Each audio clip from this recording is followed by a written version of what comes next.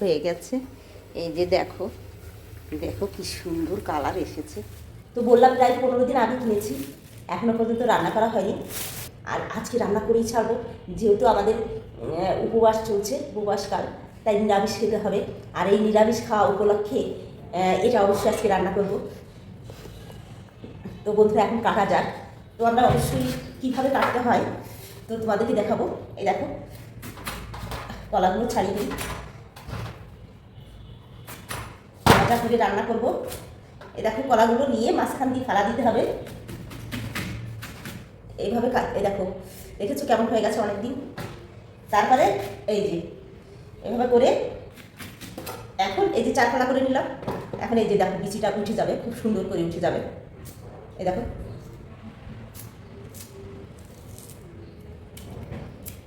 এই দেখো উঠে গেছে।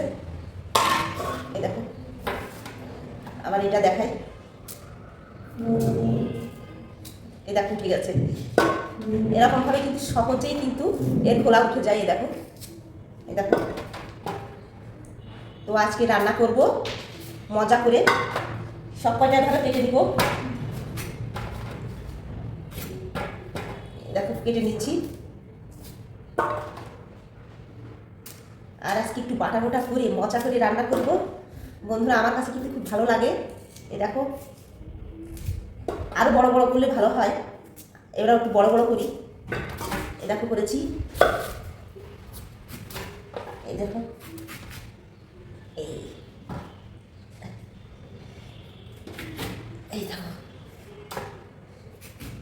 ছোটো ছোটোই ভালো।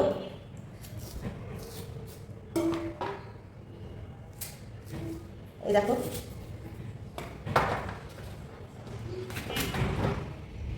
আমাদের বাসায় যখন আমার মা এই কলা খুঁড়তো তখন ঠিক অর্ধেক অর্ধেক করে নিত, তাহলে খুব খেতে মজা লাগে।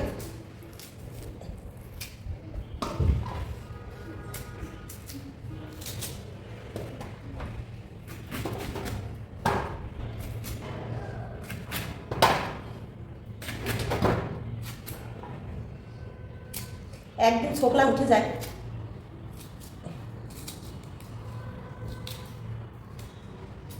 এই দেখো কীভাবে উঠে যাচ্ছে।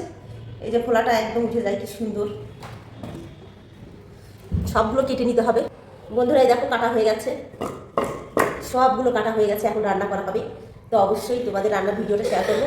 আগে একটু বাটা গোটা করে নিই। এই ফাঁকে আমার মোবাইলে চার্জ নেই, মোবাইলটা চার্জে বসিয়ে দিই। সারাদিন কাজ করতে করতে মোবাইলে চার্জ থাকে না।